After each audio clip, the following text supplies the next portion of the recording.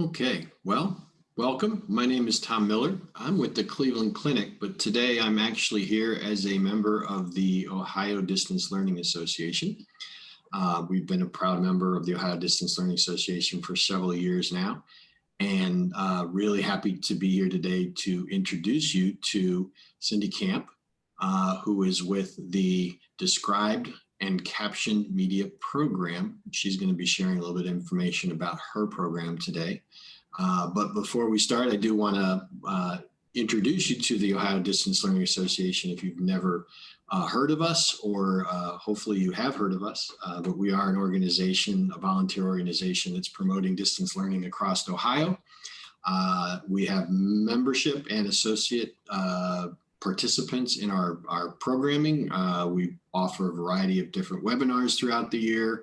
We also have a website full of resources and expertise in distance learning. So you can check out our website, and if you aren't a member, we'd love for you to be a member. So you can either join as a member or an associate. Associate is free, and you would get our newsletter and all the information, invites to all of our programming. So with that, saying that, you go to OhioDLA.org and check out our website. We appreciate that. But today we're talking about improving classroom access through accessible media, and the Described Captioned Media Program is the nation's leading source of accessible education videos. Families and school personnel with at least one early learner through grade 12 student with a disability can register for free access to thousands of videos. And I'd like to welcome Cindy Camp, who is DCMP's Marketing and Communications Specialist. She's going to share her information today about the opportunities and resources that are available through DCMP. And I'm sorry I say that slow. It's just want to make sure I get the acronym correctly. So welcome, Cindy. We're glad that you're here today with us. Thank you for having me. I'll let you take care of your slides. Okay, sounds good. So, as Tom said, I represent the Described and Captioned Media Program, and on my opening slide here, you see my name and my email. Don't worry about taking notes. After the presentation, I'm going to be sending out some handouts, so you'll get all of this information. And this is being recorded, so you'll have access to the entire presentation later as well, and hopefully you'll want to share it with your colleagues. So this is just a screenshot of our opening page on the website when you come in, and you would sign in or you can browse as a non-member. But let me tell you a little bit about who we are and what we do. Our mission is to promote and to provide equal access to communication and learning through described and captioned educational media. DCMP has been around in one form or another since the late 1950s. It's gone through many transitions. Basically, now we are an online educational video resource for teachers and parents. And you can kind of think of us as an educational Netflix. We take educational videos and we make them accessible so that students with disabilities can have full access, just like their non-disabled peers. And our website is here, www.dcmp.org. Pretty easy to remember. And I always like to kind of start off with explaining why educational videos are so important. They've been a staple in education for my entire lifetime. I know some of us may remember when teachers would throw up a video on Friday afternoon, maybe because they really didn't want to do a lesson plan. But educational videos have a very strong purpose. They can take us on impossible field trips inside the human body or into outer space.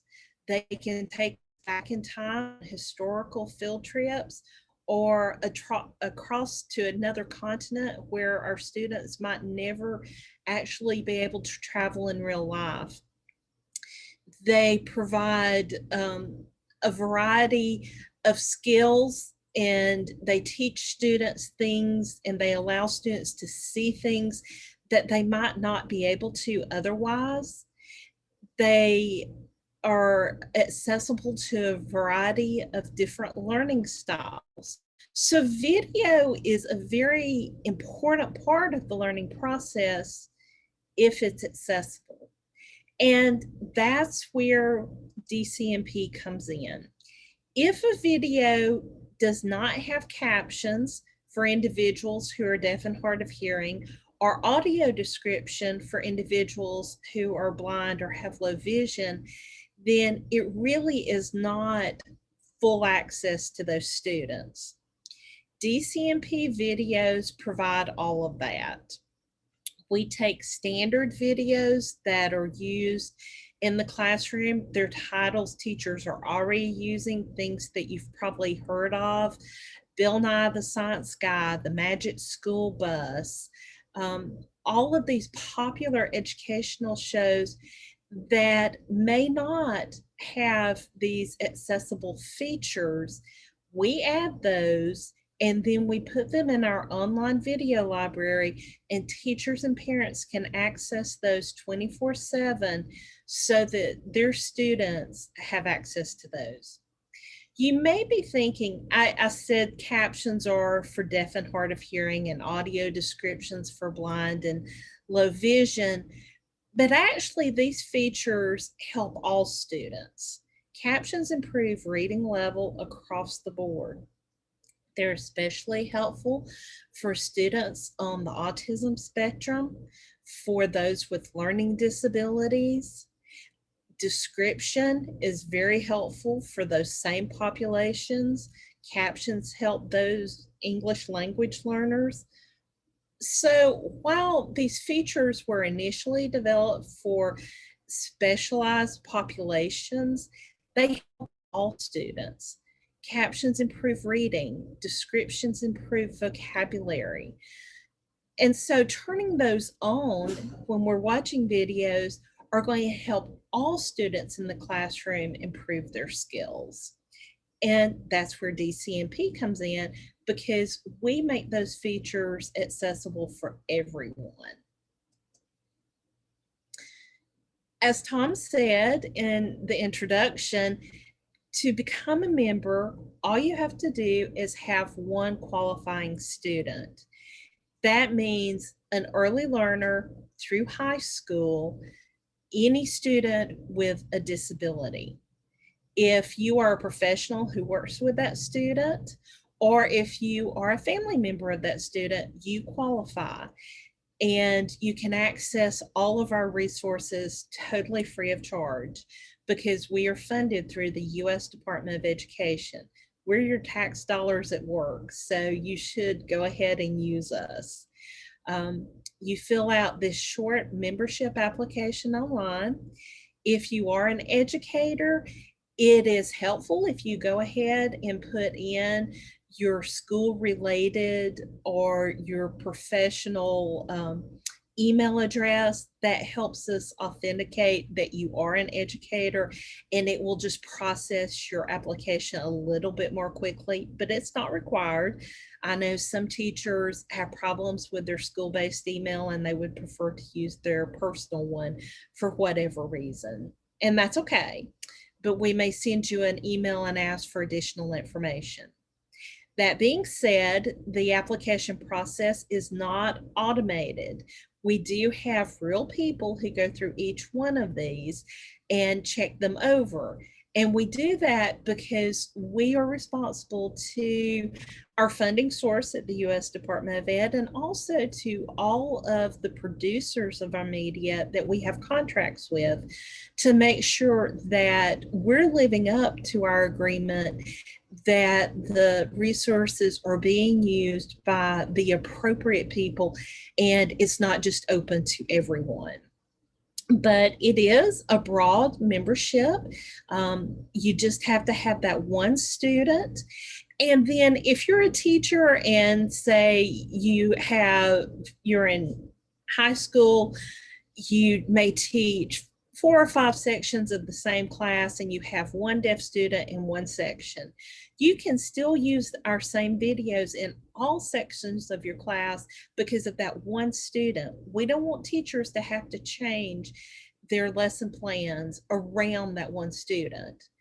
So they can still use them across the board, even if there's not a student in every single class.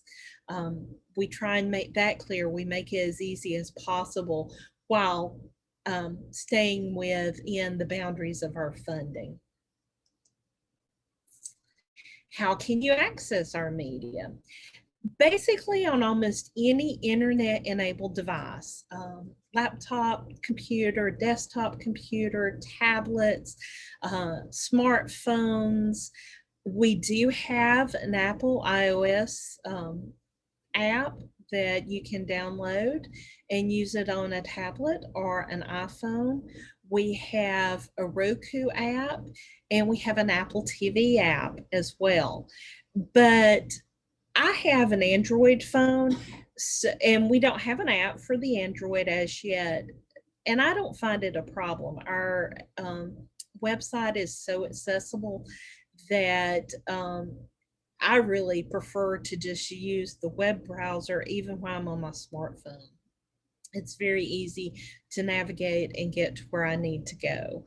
So almost any internet enabled device, you're going to be able to access our services. And so now I want to play just a short clip from one of our videos so you can get an idea of what I'm talking about when I talk about captions and descriptions. This video series actually has both included, captions and description. So you'll get to see both.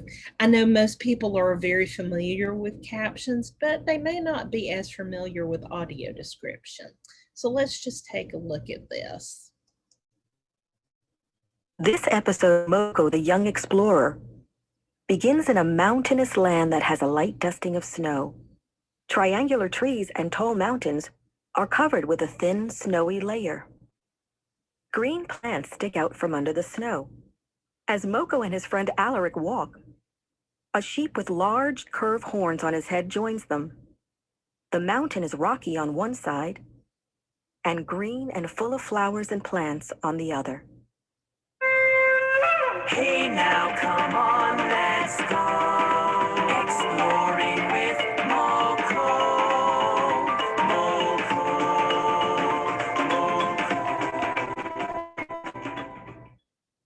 The Ancient Mountain.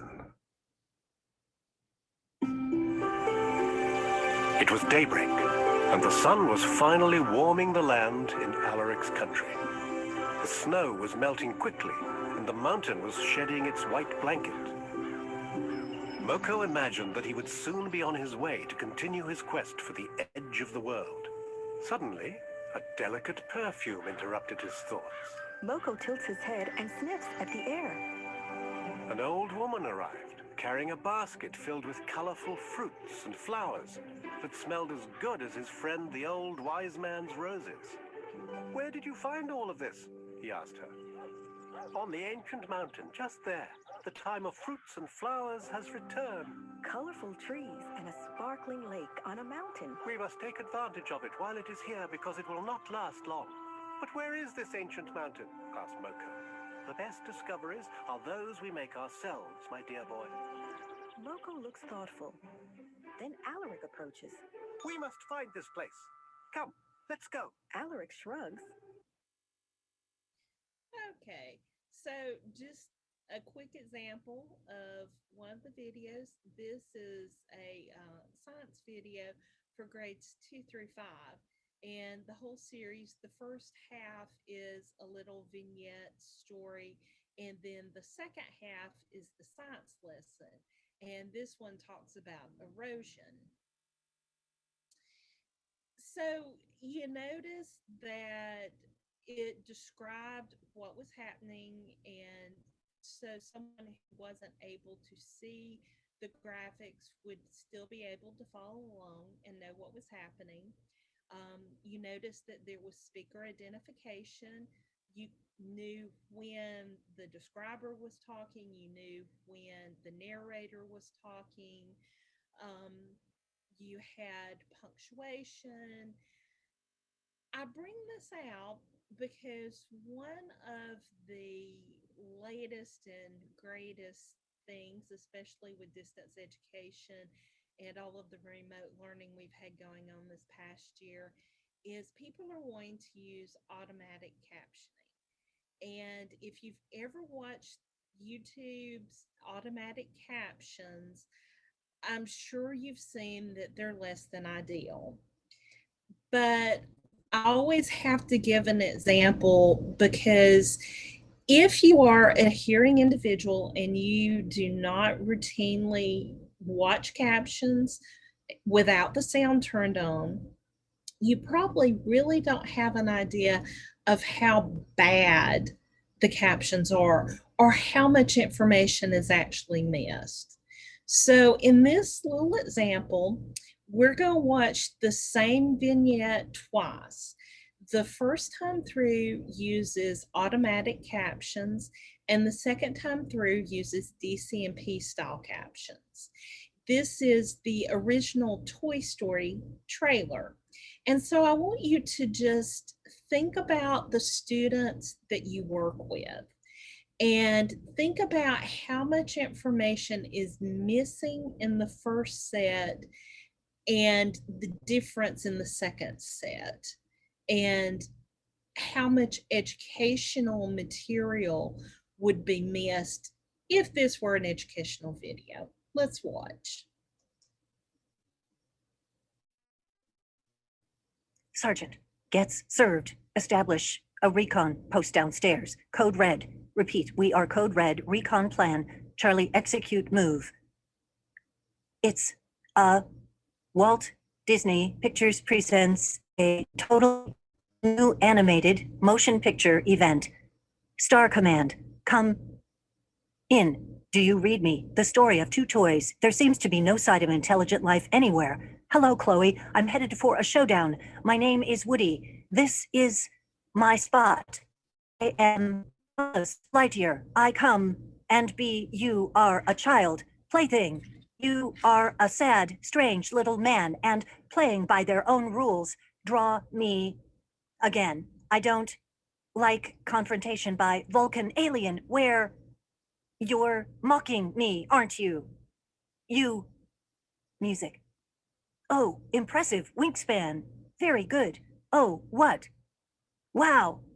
Can't fly. Yes. I can. Can't. Can. Can't.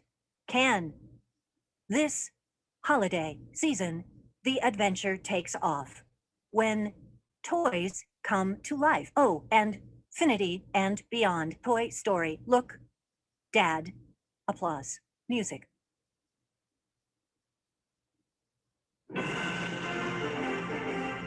Sergeant? Yes, sir. Establish a recon post downstairs. Code red. Repeat.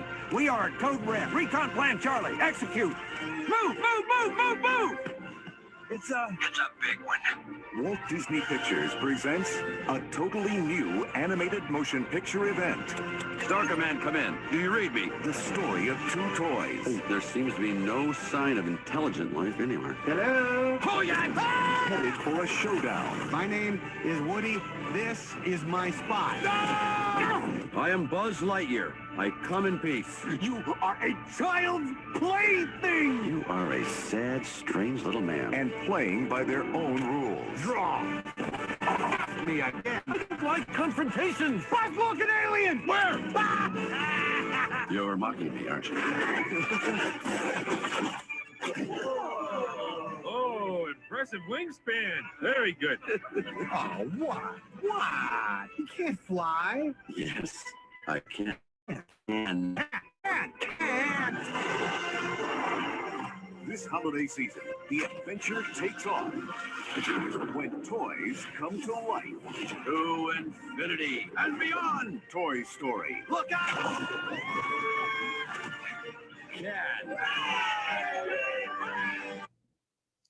So I think this is a pretty good example of why you don't want just any words up on the screen.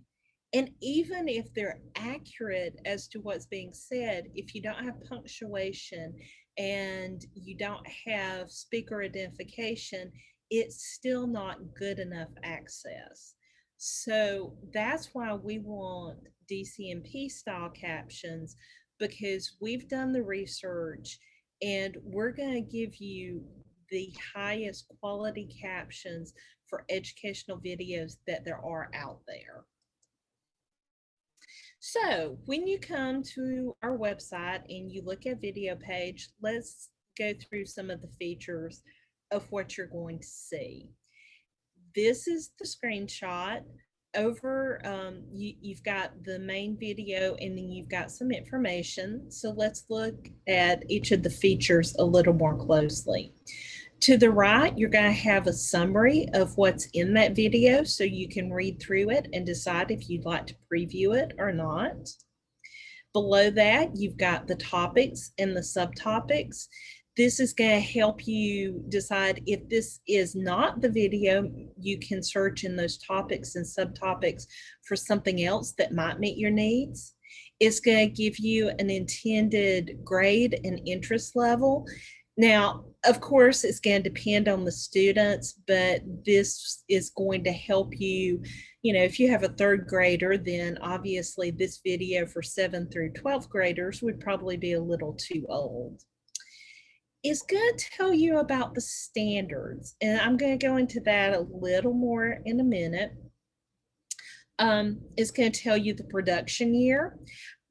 I'll tell you, we do try and go for longevity. When we review the videos, we're going to try and get videos that will last for as long as possible. So you may see some older content.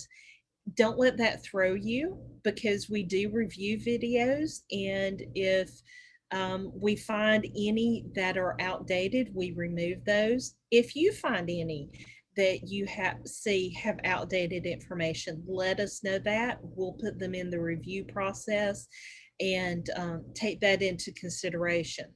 So we're constantly adding, we're constantly reviewing. And then it's going to tell you a producer, so you can see other videos by that producer. And if it were part of a series, you would have a link to the series page. Now let me jump back up here to the standards. All of our videos have been correlated with Common Core and state standards. I live in the state of Alabama, so the system is going to automatically look at that, and it tells me this video meets 35 Alabama state standards and a total of 1,834 standards total. If I click on this, it's going to take me to a screen where I live on the line between Alabama and Georgia. So perhaps I live in Alabama, but I work in a school in Georgia. I could change to Georgia and filter for Georgia state standards. I could change and put in a specific grade level here.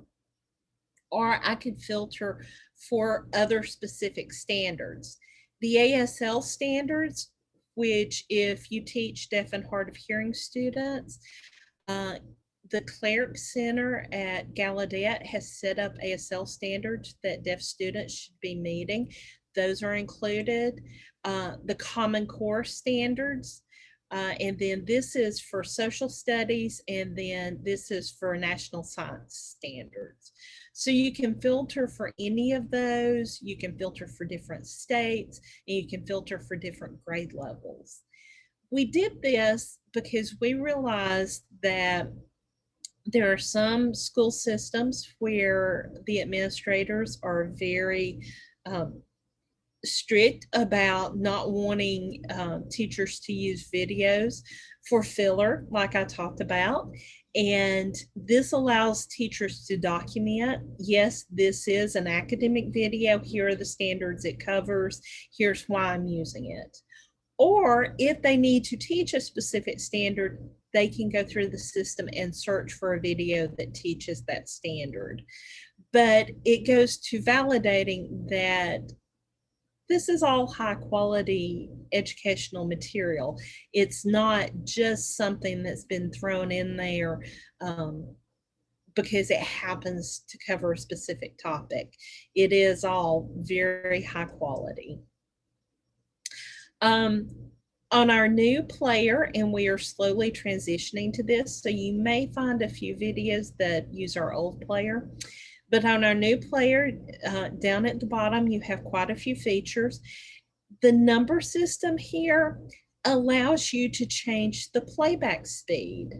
So I particularly like the 0.75 and the 0.5. I work a lot with deaf and hard of hearing students, and I hear from teachers that, oh, my student reads below grade level and it's very hard for them to keep up with the captions. They don't read that quickly. So I can bring the video down and play it at half speed. And the students can have extra time to watch the video and to read the captions. I can play it at 75%. At 75%, there's very little audio distortion. At 50%, there's a little bit more, but not bad. Some students may want to play up to double speed to quickly go through a video they may have already watched to get to a specific place, but they can adjust the playback speed. Then the next button is the CC or closed caption button. This, they can turn the captions off, or they can turn on the Spanish captions or the English captions. We have quite a few videos that are in Spanish, some in both English and Spanish. And so this is really great if you happen to have students whose parents are Spanish speaking at home, or and they may want to turn on the Spanish captions but have the audio in English, or vice versa. Now, if a video doesn't have a Spanish soundtrack, obviously this wouldn't be a feature that's available. But when it is, they can choose between English or Spanish captions. The next one is the audio track. Again, if it has both an English and a Spanish version, they can choose if they want the description in English or Spanish, and if they want the main audio in English or Spanish. This new player allows a lot of mixing and matching and customization specifically for what that student's specific needs are. So we're very excited about this. And another new feature, which I absolutely love, is at the bottom of a very few videos currently, we have this little icon that's an interpreter icon. Currently, I think there are only 16 videos that have this, but now that we have the technology in place, we can begin adding it to more. What it does, when you click on it, it brings up this green bar, and once the video starts playing, it adds the interpreter in. And then this can be moved around the screen to wherever the student needs it. So if you have a deaf student who signs and perhaps they don't read the English as well and they need it interpreted, they can turn this on. They'll have the English captions, but they'll also have the interpreter. We're going to play just a short clip so you get to see what this looks like. And I pressed the wrong button. There we go. If any one of us living today wanted to find out about our lives, we could start by looking back at our life stories. Once upon a time, there was a very small boy. And from there, we could learn about our lives. But to really know who we are, we need to know where we came from. So perhaps we should start with the stories of our parents. Once upon a time, there were my parents. This would provide a little more information about who our parents were and where they came from. But to really know the stories of our parents, we'd have to learn about our grandparents. But where were our grandparents born? They were small once too. So really the story should be about our great-grandparents, or great-great-grandparents, or great-great-great-great-grandparents. Once upon a time at the beginning. So you can see how this is going to be very beneficial to those students who need an ASL interpreter as well. And this is one we're very excited to expand upon. Down below all of this, we have our social media icons, so you can share videos through social media. And then we have this little purple icon, which is an embed. So it's going to give you the code if you want to embed a video in a course room management system, and you choose if you want English descriptions, Spanish descriptions, English audio, captions. You set these options, and then the code is automatically generated for you. We also have a new feature that will be launching in March. So you won't see this on the website if you go there today, but you will in a couple of weeks. And it's called Clip and Lesson Builder. And this will allow teachers to pull clips from one or multiple videos and then show just those clips or insert them into a lesson where they can add in external documents and quizzes and create a full lesson. This is just what the screen looks like. I did one clip from the Trojan War. I put in a quiz, and then I put in an external document so students could go through and see all of this. It allows teachers to set up, they could watch one clip, answer questions. If the students get the questions wrong, they have to go back and watch the clip again, and they can only move forward when they get the questions correct. There are all sorts of possibilities here, but it makes the videos much more interactive for the students. Teachers can set up student accounts. If they want to use the lessons and clips or the embed feature, they're going to want to set up student accounts. So basically you click on the account button in the top right. It gives you a drop down for students. You come in here and you can create students one at a time if you only have a few, or multiple students if you have an entire class. The system, if you use the multiple students, will automatically generate usernames and passwords for you, or you can set them up yourself. Whenever a student clicks on a video link, whether it's through an embedded code or through the lessons and clips, they're going to be asked to sign in using a username and password that you've assigned to them.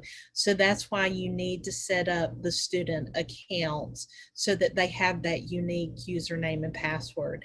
And again, this goes back to our contracts with the producers. We can't allow just anybody access to the videos. But this also means teachers have a way to track students and what they're watching, and you make sure that they're doing what you've assigned them to do. You can assign them entire categories. Say they can watch all math videos from pre-K through 8th grade. or you can assign individual videos. And that's this little icon that looks like a play button with the plus sign.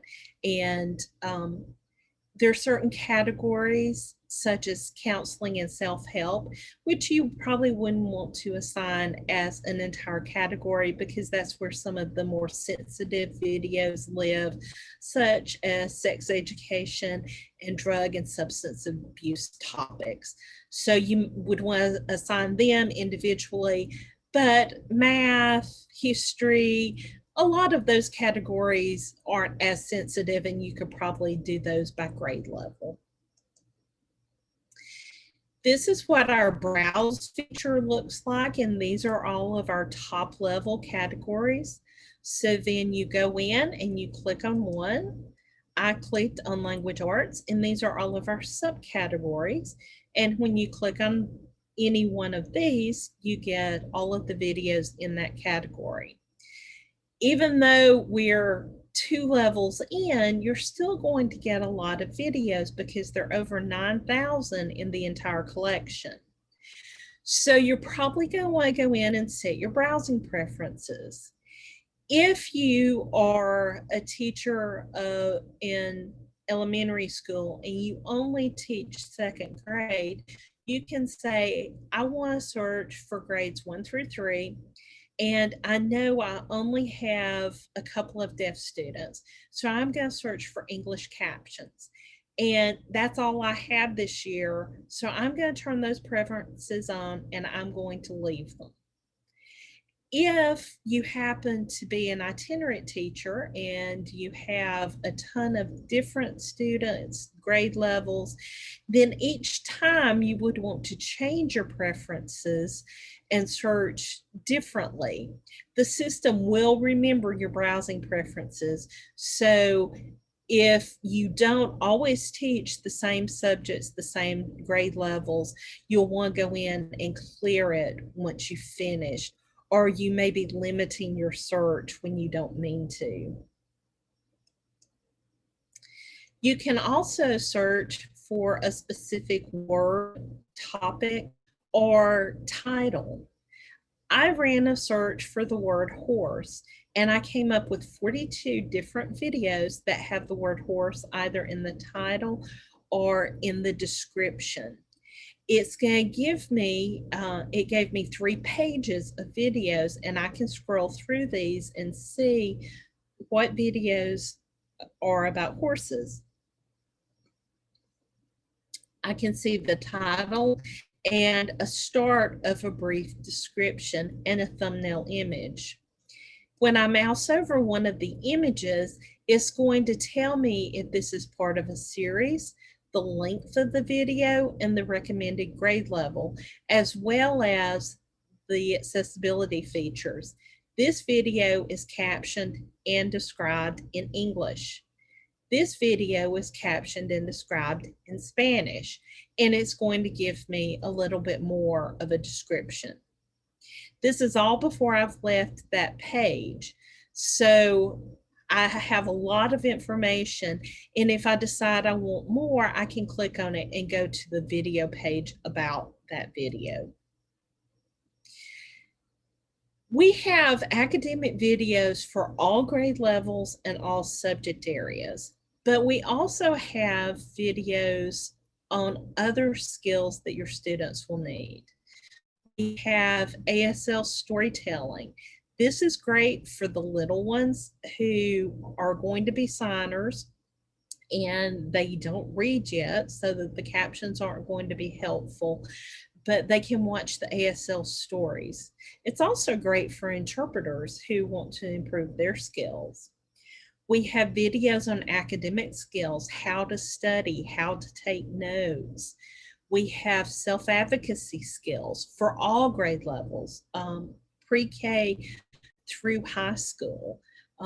We have videos talking about differences and self-esteem, so that students can learn it's okay to be different and it's good to be different. We have a lot of videos on job skills and life skills. so that students can be prepared for transition and learn what they need to know to become independent. And then a few additional things. If you scroll to the bottom of a page on our website, you're going to see these additional resources. We have the Help Center. That's going to tell you how to do a lot of the things we've talked about. If you've forgotten, we talked about student accounts, but you're not sure how to set one up, that's going to be in the Help Center. You know, I talked about Clip Builder and Lesson Builder, and that's going to be in the Help Center.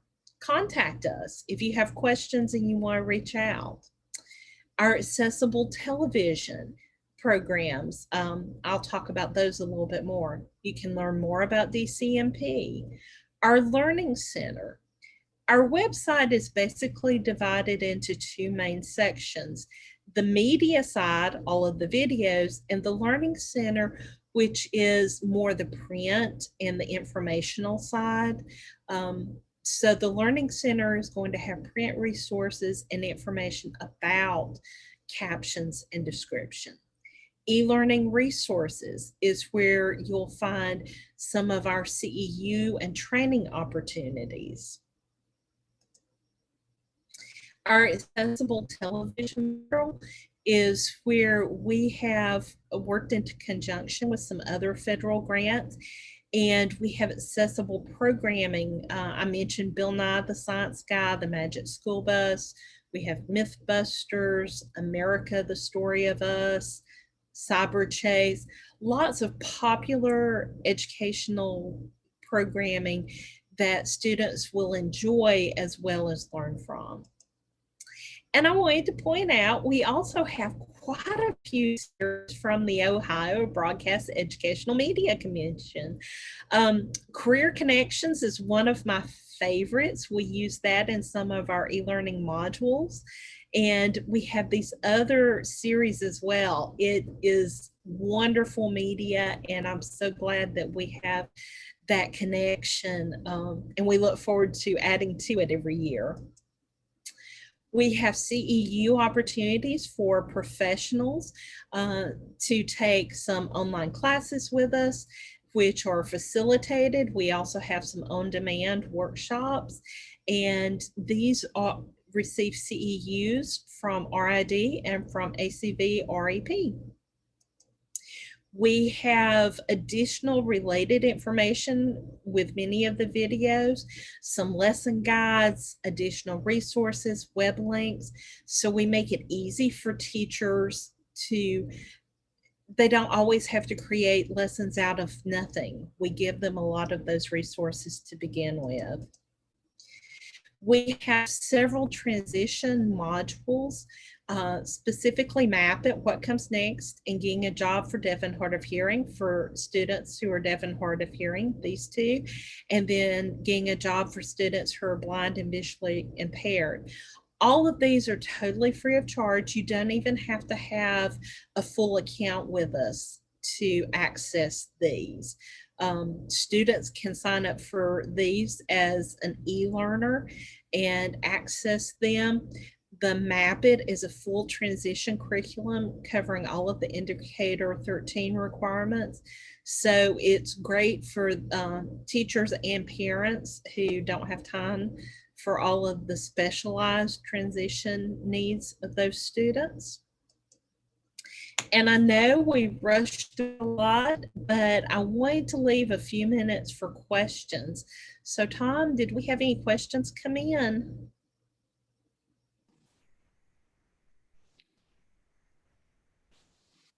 First of all, thank you, Cindy. That was awesome. Learned a lot and really excited about this resource. I've already started thinking about several people that need to know about DCMP. I'm monitoring 4 questions, but I had a couple that came up as you were going through your presentation. And my first question is that would an adult or a teacher that has an English as a second language learner student qualify to access DCMP?